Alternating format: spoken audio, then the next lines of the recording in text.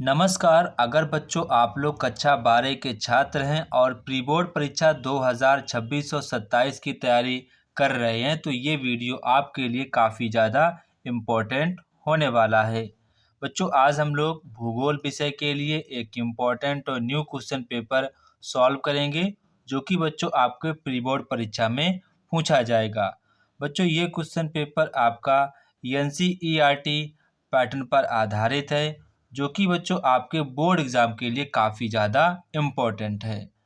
बच्चों मैंने भूगोल विषय के लिए ओनली 7 क्वेश्चन पेपर बनाए हैं जिसमें मैंने बच्चों सभी के सभी इम्पोर्टेंट क्वेश्चन कवर किए हैं। जितने भी आपके बोर्ड एग्ज़ाम के लिए इम्पोर्टेंट क्वेश्चन हो सकते हैं वो बच्चों यहाँ पर मैंने कवर किए हैं। अगर बच्चों आप लोग ईमानदारी के साथ इन 7 क्वेश्चन पेपर की प्रैक्टिस कर लेते हैं, जितने भी मैं आपको यहाँ पर क्वेश्चन देता हूँ, अगर वो आप डेली के तौर पर तैयार करते रहेंगे तो बच्चों 100% आप लोगों के बोर्ड एग्ज़ाम में 70 में से आप लोगों के 65 प्लस मार्क्स 100% आएंगे, क्योंकि यहाँ पर मैंने वही क्वेश्चंस रखे हैं जो बच्चों आपके बोर्ड एग्ज़ाम के लिए काफ़ी ज़्यादा इम्पोर्टेंट हैं। तो बच्चों ये आज हमारा सेकेंड क्वेश्चन पेपर है, ठीक है। इससे पहले बच्चों मैंने question paper number first upload कर दिया जिसको आप लोग देख सकते हैं। तो बच्चों आज हम लोग इस सेकेंड क्वेश्चन पेपर को सॉल्व करेंगे और देखते हैं कि आपके बोर्ड एग्ज़ाम के लिए कौन कौन से इम्पोर्टेंट क्वेश्चन हो सकते हैं और साथ साथ में आपको कौन सी भी गलतियां नहीं करनी है जिनसे आप लोगों के बोर्ड एग्ज़ाम में मार्क्स कट जाते हैं। तो बच्चों आज हम ये सारी बातें जानेंगे। अगर आप वीडियो पर नए हैं तो वीडियो को लाइक करें, सब्सक्राइब करें और शेयर करें। बच्चों सबसे पहले आपको एग्ज़ाम में खंड का देखने को मिलेगा जहाँ पर बच्चों आप लोगों से बहुविकल्पीय प्रश्न पूछे जाएंगे। तो बच्चों आपका ये टारगेट होना चाहिए कि आपके हर एक सब्जेक्ट में सभी के सभी एमसीक्यू सही होने चाहिए। ये बच्चों आपका टारगेट होना चाहिए, तभी बच्चों आपके एग्ज़ाम में अच्छे मार्क्स आ पाएंगे। अगर आपने इतना कर लिया तो 100% आपके कहीं ना कहीं अच्छे मार्क्स आएंगे। तो बच्चों हम आपको यहाँ पर जितने भी आपको एमसीक्यू देते हैं वो बच्चों आपको अच्छे प्रकार से ध्यान रखने, ये आपके एग्ज़ाम के लिए काफ़ी ज़्यादा इम्पोर्टेंट है। तो बच्चों यहाँ पर आपसे कह रहे हैं कि निम्नलिखित में से कौन सा एक भौगोलिक सूचना का स्रोत नहीं है।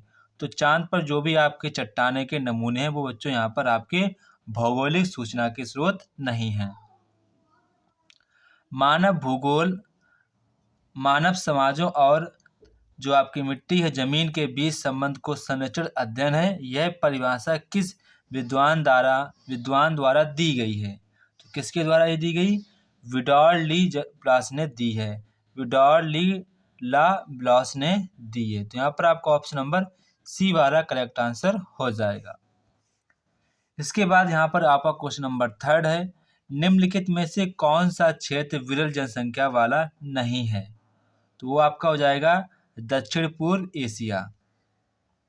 निम्नलिखित में से किस महाद्वीप की जनसंख्या वृद्धि सबसे अधिक है। तो वो जो आपकी हो जाएगी अफ्रीका। क्या हो जाएगी? अफ्रीका। इनमें से किस प्रदेश में विस्तृत वाणिज्य अनाज कृषि नहीं की जाती है। वो आपका है अमेजन बेसिन। कौन सा है? Amazon basin. इसके बाद आपका क्वेश्चन नंबर नेक्स्ट यहाँ पर है, मलेशिया किस फसल की रोपण के लिए प्रसिद्ध है। तो वो आपका है रबड़। किसके लिए प्रसिद्ध है? रबड़ के लिए प्रसिद्ध है।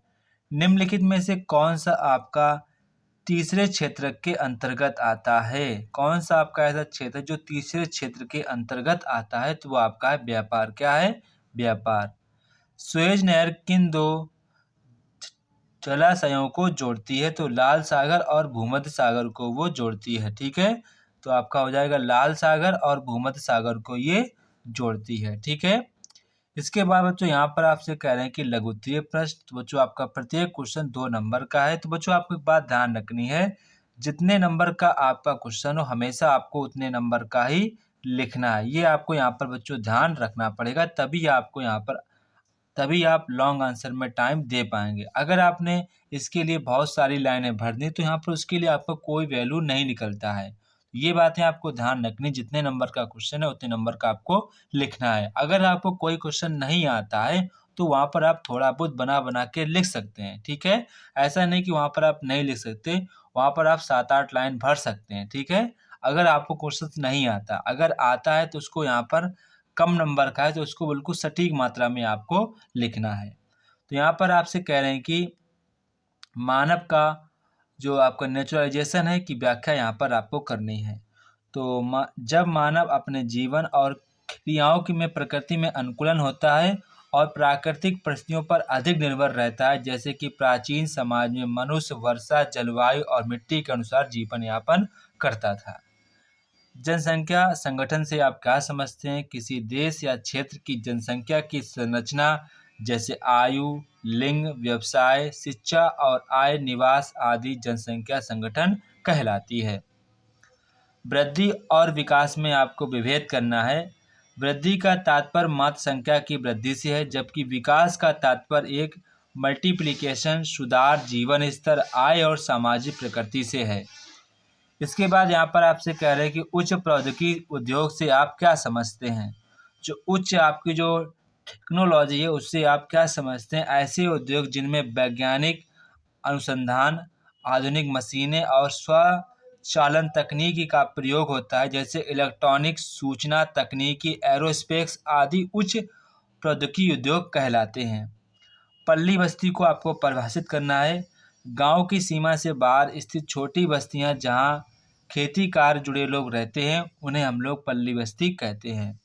भारवाही जो आपके एनिमल्स हैं उनका यहाँ पर आपको वर्णन करना है।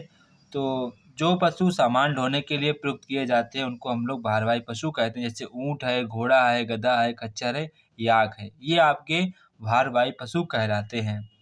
अपरंपरागत ऊर्जा के किन्हीं दो स्रोतों का आपको उल्लेख करना है। तो एक आपका हो जाएगा सौर ऊर्जा, एक आपका हो जाएगा पवन ऊर्जा। पृष्ठ प्रदेश के अर्थ को स्पष्ट कीजिए। किसी बंदरगाह या व्यापारिक नगर से जुड़ा हुआ वह अंतर्देशीय क्षेत्र जो व्यापारिक कार्यों का समर्थन करता है उसे पृष्ठ क्षेत्र कहते हैं। ठीक है। इसके बाद यहाँ पर आपसे कह रहे हैं कि लघु उत्तरीय प्रश्न। बच्चों आपका प्रत्येक क्वेश्चन 4 नंबर का क्वेश्चन है। तो यहाँ पर आपको जितने भी बच्चों क्वेश्चन दिए गए बच्चों आपके सभी के सभी आपके बोर्ड एग्जाम के लिए काफ़ी ज़्यादा इम्पोर्टेंट है। ठीक है।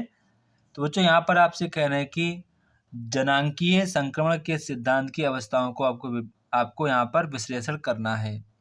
नगरीकरण क्या है? भारत में नगरीकरण विकास की आपको विवेचना करनी है। पाइपलाइन परिवहन के महत्व पर आपको प्रकाश डालना है। भारत में ग्रामीण बस्तियों के प्रकारों का विवरण आपको करना है। लगातार पोषणीय विकास की संकल्पना की व्याख्या यहाँ पर आपको करनी है। भरमौर जनजातीय क्षेत्र में समन्वित जनजातीय विकास कार्यक्रम ITDP के सामाजिक लाभ क्या हैं वो यहाँ पर आपको बताने हैं। बच्चों ये सारे के सारे आपके एग्ज़ाम के लिए काफ़ी ज़्यादा इम्पोर्टेंट है, इनको आपको अच्छे प्रकार से तैयार करना है। इसके बाद बच्चों यहाँ पर आपके लॉन्ग आंसर आते हैं। तो बच्चों लॉन्ग आंसर लगभग बच्चों आपको 3 पेज के लॉन्ग आंसर लिखना पड़ेगा, तभी बच्चों आपको 6 नंबर मिल पाएंगे। तो यहाँ पर आपसे कह रहे हैं कि विश्व में जनसंख्या वितरण एवं वृद्धि को प्रभावित करने वाले कौन कौन से कारक हैं वो यहाँ पर आपको बताना है। अथवा में कह रहे हैं कि विश्व में पारा महाद्वीप रेल मार्गों का आपको वर्णन करना है। भारत में गंदी वस्तुओं की समस्याओं का परीक्षण आपको करना है। भारत में अपरंपरागत ऊर्जा स्रोतों किस प्रकार आपके विकास में किस प्रकार से लगातार हमारे देश में विकास हो रहा है, तो उसके संक्षेप में यहाँ पर आपको लिखना है। ठीक है बच्चों, ये क्वेश्चन आपके एग्जाम के लिए इंपॉर्टेंट है, ये भी वाला इंपॉर्टेंट है एंड आपका यहाँ पर और वाला ये इंपॉर्टेंट है। ये तीनों क्वेश्चन आपके बोर्ड एग्जाम के लिए काफ़ी ज़्यादा इम्पोर्टेंट हैं। इसके बाद बच्चों यहाँ पर आप लोगों से मानचित्र से संबंधित आप लोगों से क्वेश्चंस पूछे जाते हैं। तो बच्चों यहाँ पर आपका जो पहला क्वेश्चन है, भारत में सर्वाधिक जनसंख्या वाला राज्य कौन सा जहाँ पर सबसे ज़्यादा आपकी डेंसिटी पाई जाती है, मतलब कि 1 किलोमीटर एरिया में सबसे ज़्यादा लोग रहते हैं, तो वो बच्चों आपका यहाँ पर राज्य है बिहार। कौन सा है? बिहार। ठीक है। इसके बाद यहाँ पर आपसे कह रहे हैं कि तेलंगाना की राजधानी क्या होगी, तो बच्चों आपकी होगी हैदराबाद। क्या होगी? हैदराबाद। हैदराबाद। इसके बाद यहाँ पर आपसे कह रहे हैं कि महाराष्ट्र का नवीन सागर पत्तन बंदरगाह, तो ये आपका कहाँ पर है? ये आपका है नवा सीवा। ठीक है, जिसको बच्चों हम लोग जवाहरलाल नेहरू बंदरगाह के नाम से जानते हैं। बिहार का तेल शोधक कारखाना कहाँ पर है? तो आप लिखेंगे बरौनी। कहाँ पर है? बरौनी में, बरौनी।